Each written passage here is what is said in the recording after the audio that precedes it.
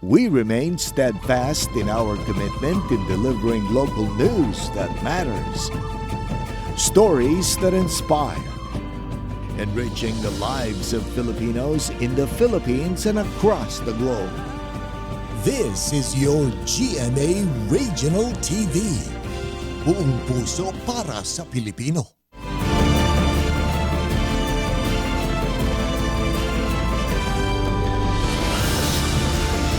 Ito ang GMA Regional TV 1 North Central Luzon. Masantos siyang aram na imbag nga mali maya pagat panapon kapuso. Narito na ang One North Central Luzon. Hatid namin ang mga pinakamalalaki at pinakauling balita sa Hilaga at Gitnang Luzon. Live mula rito sa GMA Dagupan Station, ako po si Chris Zuniga. Nababagalan daw ang ilang transport sector sa Pangasinan sa usad ng pagdinig sa kanilang petisyon na dagdag pasahe. Yan ang tinutukan live ni Jasmine Gabriel Galban. Jasmine? Chris, dahil sa patuloy na pagtaas sa presyo ng produktong petrolyo, hiling sa ngayon ng transport sector na maaprubahan na ang fare increase petition. Aabot na sa hanggang 70 piso ang kada litro ng diesel. Ito na raw ang pinangangambahan ngayon ng iba't ibang transport sector sa Pangasinan. Bagamat mayroong pangakong fuel subsidy ang gobyerno, hindi naman daw lahat mabebenepisyuhan nito. Kaya naman hiling nila na sana'y mapabilis ang pag-aproba sa fare increase petition. Nahihirapan yung mga driver ang katulad ko eh. Kailangan may itaas na pasahe. Oo, dapat lang po na itaas na po natin yung pasahe po.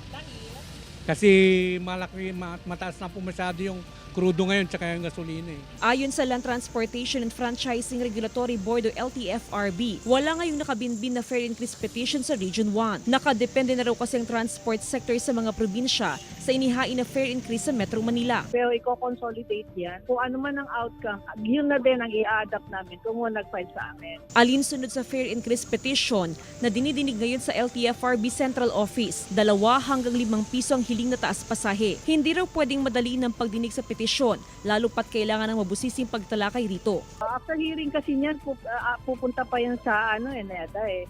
NEDA kasi ang magko-compute niyan kung magkano talaga ang fare increase. Hindi po, LTFRB magko-compute pero i-request i-validate ng NEDA yan. Sa darating na September 26, nakaschedule ang pagdinig sa lahat ng fare increase petition. Chris, ang ngayon nasa 12 pesos yung minimum na pasahe sa mga jeep habang 10 pesos naman yung discounted na pasahe para naman sa mga estudyante. Ang hiling ng transport sector ay madagdagan ng 2 piso hanggang 3 piso na yung 12 pesos ay maging 15 pesos ang minimum na pasahe. Chris? Maraming salamat, Jasmine Gabriel Galban. Sugatan ng prinsipal na sakay ng SUV matapos na pagbabarilin habang papasok ng eskwelahan sa HN Nueva Ecija. Tutukan sa report. Sugatan ng 49 anyos na si Redin Dakis, prinsipal ng Santo Tomas North Elementary School ng pagbabarilin ng 2 sospek na sakay ng motorsiklo sa HN Nueva Ecija. Sakay umano ng SUV ang biktima at papasok na sa gate ng eskwelahan na mangyari ang pamamaril. Agad na tumakas sa mga sospek. Nagawa pa raw ng biktima na bumaba ng sasakyan at pumasok sa compound ng paaralan matapos ang pamamaril. Ang mga kasamahang guro na rin umano ng biktima ang nagdala sa kanya sa pagamutan. Marinig lang po namin, tak, tak, tak, tak, ganun lang po yung narinig namin. Sabi ko lang doon sa mga bata, baril yun, anak, tumakbo tayo. May papalik kong sasakyan, ay hayan nakako si sir. Sabi kong ganyan. E de ngayon, ba't huminto dun si sir? Bumababa si sir, tukop lang yung tiyan na gano'n. Sir, sa ngayon po, ongoing po yung ating kinakandak na investigation at gumagawa po tayo na isang hot pursuit operation. Activated na ang Oplan Bakod ng Nueva Ecija Police Provincial Office sa mga exit at entry point ng nasabing bayan. Pansamantalang sinuspindi ang pasok sa Santo Tomas North Elementary School dahil sa insidente. Traumatic ito sa mga estudyante natin. Lalo na nakita nila yung nangyari. Yung mga bata nag-iyakan. Kaya hanggat ongoing yung investigation, nandito pa yung sasakyan ng ating kasamahang principal, ay pwede na muna silang umuwi. Jeric Pasilyao, 1 North Central Luzon. Ninakaw ang antigong imahen ni Hesukristo sa isang bahay sa Bangaldan, Pangasinan. Sundan sa exclusive report ni Russell Simorio. Nilooban ng mga hindi pa nakikilalang salarin ang bahay na ito sa barangay Gigilunan, Mangaldan, Pangasinan. Bukod tanging ang mahigit 5 feet na imahe ni Hesukristo na nakapako sa krus ang tinangay ng mga kawatan. Unang nadiskubre ni Mang June na nawawala ang imahe ni Hesukristo nang maglinis siya ng altar. Habang napapakiramdam sa damdamin ko na linisin mo ko, yung pala, ninako na pala. Pag-akit ko, aba, nawala si Papa Jesus. Sabi ko, gulat ako, tumayo-balahibo ko tuloy. Ayon sa mga namamahala sa bahay, mahigit 7 dekada na ang imahe ni Hesukristo na minana nila sa namayapang lolo. Antigo raw ito at nagkakahalaga ng mahigit 100,000 pesos. Maaring nagka-interes umano ang mga kawatan sa mataas na halaga ng imahen. Nakakainis kamo pa. Kasi antiko, tagal-tagal na, abundadong bahay na ito. Kung bakit ninakaw pa. Kami lang nakakaalam. Walang nakakaalam ng iba. Kinundina ng simbahang Katolika ang pagnanakaw sa imahe ni Hesukristo. Para sagrado, dapat respeto. Kaya doble ang bigat ng pagnanakaw niya kasi yung object is sacred. Nagsasagawa na raw ng investigasyon ng pulisya kaugnay rito. Kasama si Ron Alistair Tañedo, Russell Simorio, One North Central Luzon. Rider sa Ilocos Sur na magpapagasolina lang sana nabulaga sa sawa na nakita sa compartment ng kanyang motorsiklo. Nakaalerto si Ivy Hernando. Viral ngayon sa social media ang video na ito kung saan makikitang isang sawa na nakasiksik sa compartment ng motorsiklo. Gumamit ng kahoy para matanggal ang sawa sa motorsiklo. May-ari ng motorsiklo ang 22 anyos na si Lloyd na taga San Juan, Ilocos Sur.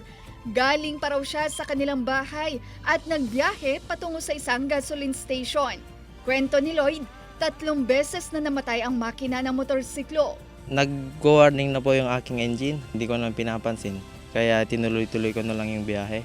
May narinig din daw siya at ipinagtaka ang gumagalaw sa motorsiklo pero di niya ito pinansin.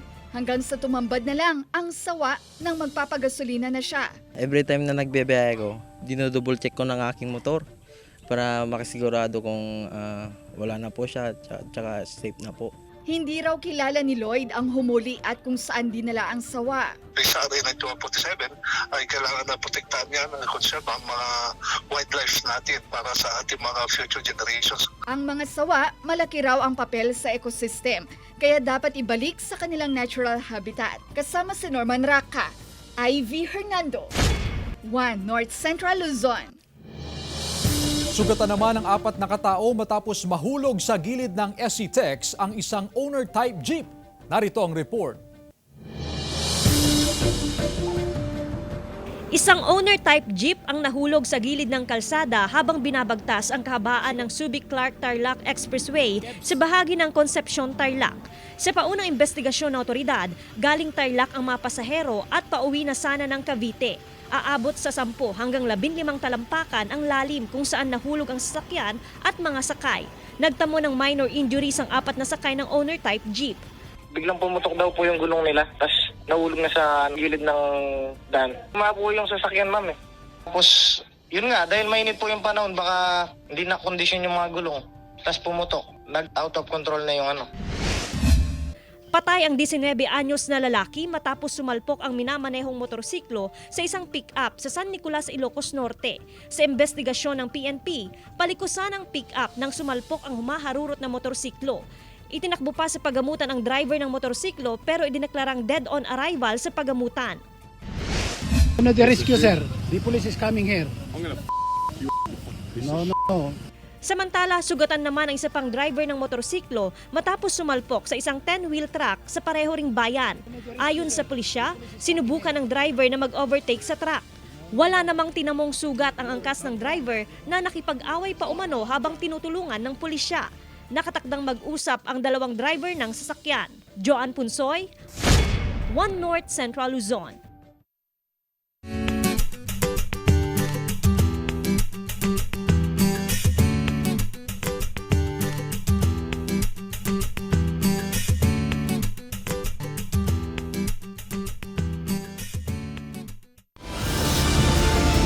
Ito ang GMA Regional TV 1 North Central Luzon.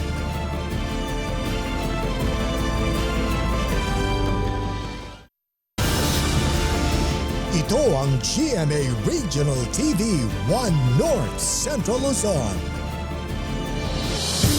Ang latest sa presyuhan ng iba't ibang gulay at pampalasa sa Calasiao Public Market ating alamin sa live report ni Russell Simorio. Russell? Chris, dito sa Calasiao Public Market, panibagong pasanin sa mga consumer ito ngang ilang araw nang nararanasan na mataas na presyo ng gulay, lowland at highland vegetables. Sabi ng mga tindera ay epekto rin ito ng mataas na presyo ng produktong petrolyo na kaninang umaga, epektibo yung ika-10 beses na pagtaas ng presyo ng krudo. Ang nangyayari kasing sistema, kapag mataas ang presyo ng krudo, mataas din yung ang operational expenses ng mga tindera sa pag-angkat ng supply ng gulay, lalo't yung mga panindang gulay dito nanggagaling pa sa mga bagsakan market tulad sa Urdaneta City. Sa mga oras na ito, para doon sa mga nanay na nagbabudget sa bahay, silipin na natin ang presyuhan ng mga gulay dito sa Calasiao Public Market.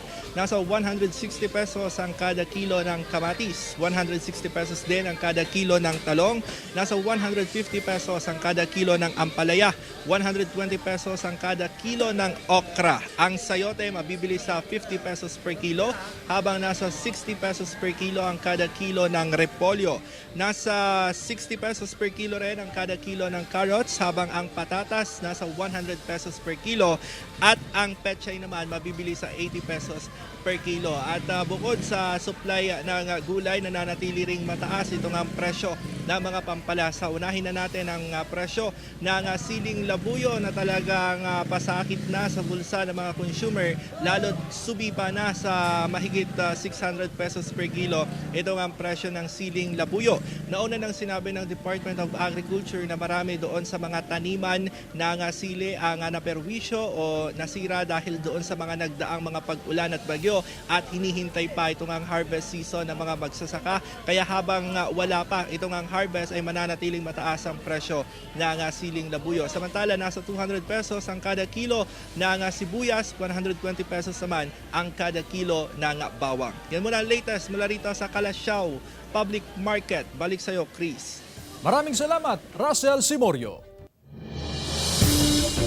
Hindi pa nakababalik sa pag-aalaga ng baboy ang hog raiser sa Mangaldan, Pangasinan dahil sa banta ng ASF. Sundan sa report. Wala nang nakukuhang baboy sa mga backyard farm ang meat dealer na si Mang Rolando mula sa Mangaldan, Pangasinan. Ang mga baboy na ipinapakatay sa slaughterhouse nanggagaling sa mga commercial piggery farm sa labas ng bayan at Karatig probinsya. Wala na, sir. Sa ano na, mga biyahero na po. Biyahero mga baboy. Ang alaga ng sa backyard yung mga native. Ayon sa Municipal Agriculture Office, maraming hog raiser sa bayan ang hindi pa nakabalik sa pag-aalaga ng baboy sa takot na tamaan ng African swine fever. Ilang insidente kasi ng pagkamatay ng baboy ang naitala sa mga backyard piggery farm noong mga nakaraang buwan. Pero nilinaw ng LGU na nananatiling ASF-free ang bayan. May agam-agam pa silang andyan pa rin yung ASF at saka yung mga iba kasi talagang nag-divert sa ibang industry, parang goat farming, ganun. Sa kabila nito, nararanasan ang mababang presyuhan ng karne ng baboy sa merkado. Bumaba sa 290 pesos ang kada kilo ng karne ng baboy mula sa dating presyo na 330 hanggang 340 pesos kada kilo. Medyo, sir. Medyo malakas na ngayon. Kasi burn na siguro or may pasok na. Kaya medyo lumakas konti. Samantala, ayon sa otoridad, makabubuti ang mas mahigpit na biosecurity measure sa mga piggery farm para maiwasan ang pagtama ng sakit sa mga alagang baboy. Kasama si Ron Alister Taniedo, Russell Simorio, One North Central Luzon. Ilang mamimili naman sa Dagupan City hiling na maibalik ang NFA rice sa merkado dahil sa mataas na presyo ng commercial rice. Ang detalye sa report. Nagpatupad ng price ceiling ang gobyerno para matulungan ang mga consumer na makabili ng murang bigas sa merkado. Pero marami pa rin daw ang natataasan sa presyo ng bigas ngayon. Marami tuloy ang naghahanap ng NFA rice sa pamilihan. Kung maganda ang klase, mas maganda rin. Oo, makakatipid kasi ang tataas na ngayon ng bigas eh. Kawawa naman yung mga walang kwan. Basta yung magandang klase po, ma'am. Dahil para mas mura, para makatipid din yung mga ibang tao. Matagal nang walang ibinibentang NFA rice sa palengke. Nakasaad kasi sa batas na gagamitin na lamang ang NFA rice sa calamity and disaster operations. Nasa 27 pesos umano ang presyo ng NFA rice nang huling ibenta sa merkado. Sa ngayon, kaunti pa rin umano ang supply ng 41 pesos na bigas mula sa mga supplier. Samantala, 22 rice retailer sa Pangasinan ang nakatanggap na ng tig 15,000 pesos na financial assistance simula na ipatupad ang price cap sa bigas. Malaking tulong po talaga. Dahil nung September 5 nga po na napilitan kaming, naobliga kami na magbenta ng 45. Samantalang ang puhunan noon 1,250. Nalulugi kami ng 5 pesos per kilo. So, registered and compliant po sila doon sa EO39. Kasama si Henry Duminsil, Joan Punsoy, One North Central Luzon.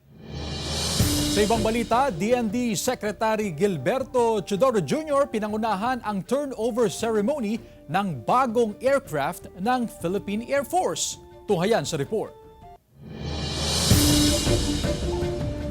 Mismong si Department of National Defense Secretary Gilbert Chodoro Jr. ang nanguna sa blessing at turnover ng bagong Cessna 208B Grand Caravan aircraft sa Clark Air Base, Mabalacat City, Pampanga. Mula ito sa grant ng US government para sa Philippine Air Force. Naisakatuparan ng grant sa tulong ng Foreign Military Sales Program. Mahigit $50 million na pondo ang inilaan ng US government para sa 3 aircraft sa bansa. Noong July 2017, nang unang makapagbigay ng 2 unit ng Cessna 208B Grand Caravan aircraft ang US government sa bansa. Binigay ang pangatlong unit ngayong taon.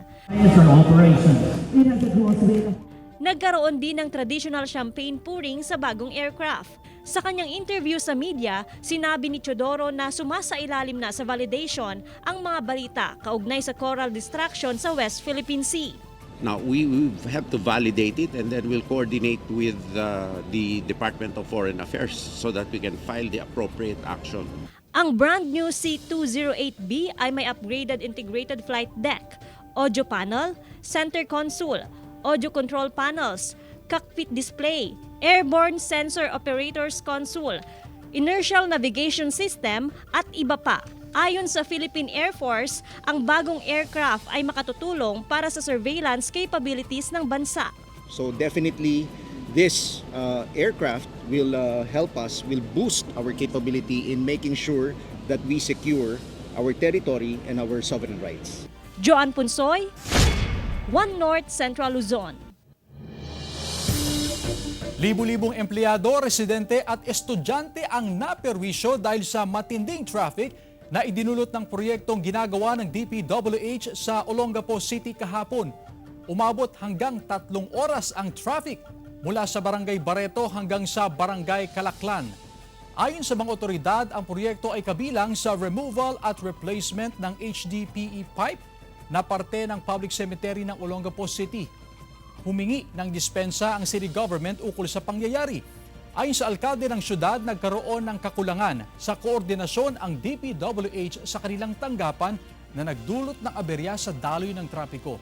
Kabilang sa remedyo, nagkasundo ang city government at DPWH na i-reschedule ang paggawa ng proyekto mula 8 p.m. hanggang 4 a.m. para hindi makaabala sa mga motorista.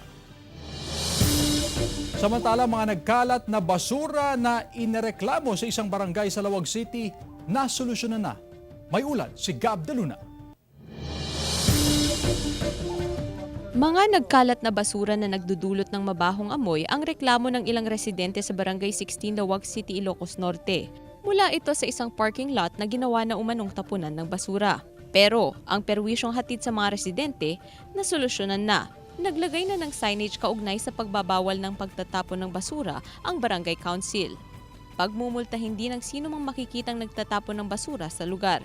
Mabilis daw na naiipon ng basura kahit araw-araw ang pangungulekta. Ikinakalat din ito ng mga asong gala. Kasi rami ko mga po.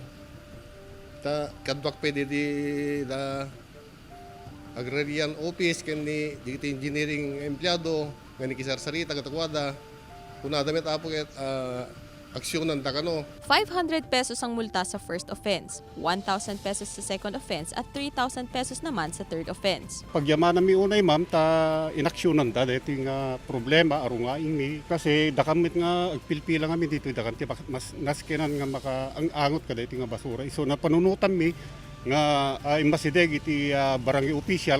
Pinaigting naman ng City Environment and Natural Resources Office ang pagmomonitor sa garbage collection sa syudad. We will not hesitate to apprehend violators as to penalties nga dapat nga ma-penalize da kasi we give them warning but eventually nuhan dalat ng agtaltal na apo ket sikutan ti barangay ta deputize damit nga activities. Kasama si George Benson, Gab De Luna, 1 North Central Luzon.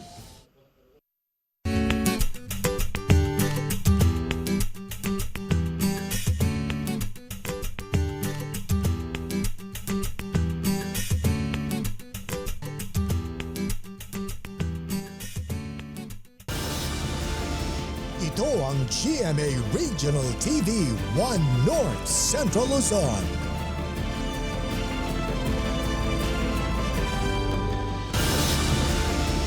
Ito ang GMA Regional TV 1 North Central Luzon.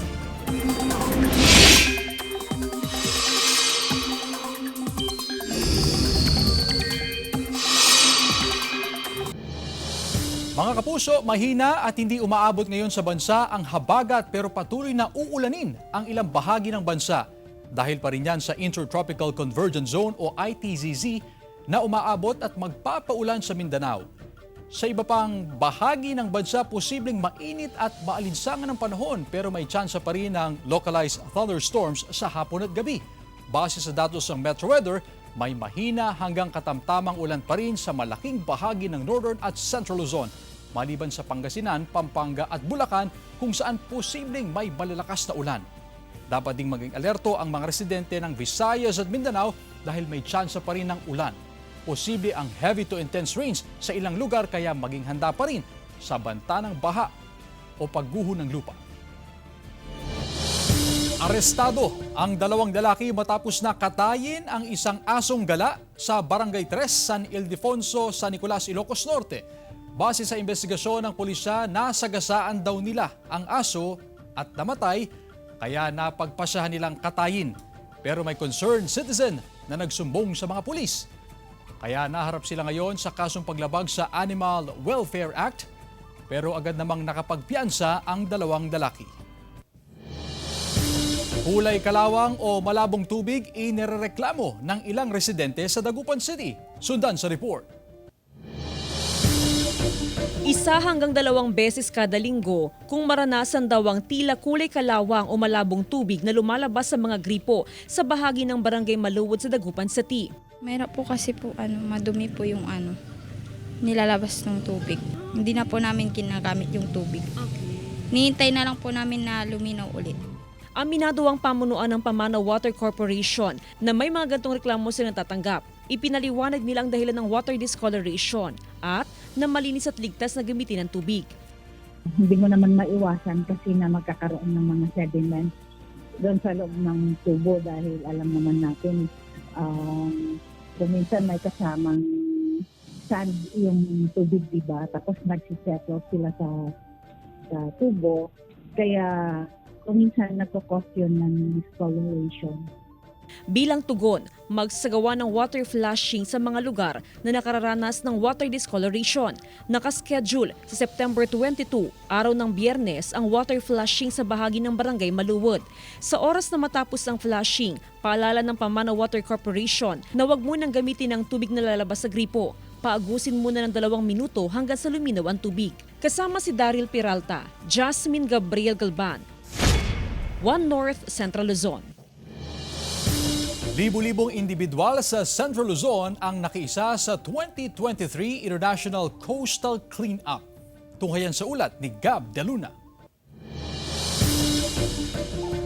Libo-libong individual sa Central Luzon ang nakiisa sa 2023 International Coastal Cleanup. May tema itong Clean Seas for Healthy Fisheries na hango sa United Nations Decade of Ocean Science for Sustainable Development, Ocean Decade Challenge 3 na may layuning panatilihing sapat ang pagkain ng pandaigdigang populasyon. Sa Balanga City Wetland, maagang nagtipon-tipon ang mga kinatawan mula sa mga national at local government units, kabataan at ibang volunteers mula sa mga pribadong organisasyon. Layon ng aktibidad na magpalaganap ng kaalaman ukol sa tamang pagtapon ng basura para maprotektahan ang mga karagatan na siyang nagbibigay hanap buhay sa maraming Pilipino. Beyond environmental sustainability, kailangan natin talagang mapalagurin ang livelihood. So yung healthy fisheries, importante yan. Kaya kailangan malinis ang karagatan natin. So yung paglilinis natin, marami ang kahalagahan na ibinibigay sa bawat Pilipino actually. Ang gusto namin talaga mapangalagaan at ma-preserve ito up to the future or the next generation. Nakiisa ang mga miyembro ng LGBTQ sa International Coastal Cleanup na ginanap sa Pasukin, Ilocos Norte. Katuwang nila ang mga pulis at iba pang youth members. Yung ICC kasi it happens every third Saturday of every September every year. So yun, annual siya, it's an international annual event. But basically, sa dami ng basura sa coastal areas, sana nga sabi namin pwede namin gawin quarterly. Bukod sa paglilinis, pinaalalahanan din ng mga kabataan sa kahalagahan ng kalikasan at sa kalinisan ng karagatan. Gab De Luna, 1 North Central Luzon. Ipinagmamalaking Bizcocho Burger ng taga Pasukin, Ilocos Norte, ating lasapin sa report. Ipinagmamalaki ng bayan ng Pasukin sa Ilocos Norte ang kanilang tinapay na tinatawag na bizcocho sa kanyang kakaibang lasa at aroma. Ito ang naging inspirasyon ng Ilocano chef na si Justin Ashley Pumaras na gamitin bilang tinapay sa burger at tinawag itong Bizcocho Burger. Tulad ng ibang burger na may dressing, patty, cucumber, kamatis, puting sibuyas at lettuce, hindi naman mapapantayan ang lasa nito dahil may taglay na kakaibang aroma ng bizcocho. Yung bizcocho kasi sir may kakaibang aroma na sadyang bagay na bagay talaga dito sa aming pinagmamalaking Bizcocho Burger ng Pasukin. Kaya naman tuwing agahan o merienda time, maaari nang ihanay ang Bizcocho Burger sa hapagkainan. Siguradong mapapawaw ka sa sarap at sa kakaibang lasa ng tinapay. Bizcocho kasi sir ay masarap isabay sa mainit na kape at hindi rin nawawala sa merienda na gustong-gusto ng mga bata at pati na ng mga matatanda. Masarap. As in, pwede palang maging burger yung bizcocho. Kaya mga kapuso, atin nang subukan ang Bizcocho Burger at dagdag ito sa listahan ng merienda ng ating mga chikiting. CJ Torida, 1 North Central Luzon. Mga kapuso, 97 days na lang. Pasko na. Samantala, mapapanood niyo po ang episode na ito at iba pang pinakuling lokal na balita sa official website ng GMA Regional TV, www.gmaregionaltv.com. Pwede rin kayong bumisita sa aming official YouTube channel, GMA Regional TV, at i-click ang subscribe button para sa pinakamainit na balita mula sa mga rehiyon. Nais naming pasalamatan ang mga kapuso sa Hilaga at Gitnang Luzon, maging ang mga kapuso natin abroad. Dahil sa GMA Regional TV, local news matters. At yan ang mga pinakamalaki at pinakahuling balita sa Hilaga at Gitnang Luzon. Maraming salamat sa pagsama sa amin pati na ang mga kapuso sa ibang bansa na tumutok sa mga balita sa rehiyon. Ako po si Chris Zuniga. Kami ang GMA Regional TV 1 North Central Luzon. Buong puwersa para sa mas malaking misyon at mas malawak na paglilingkod sa bayan.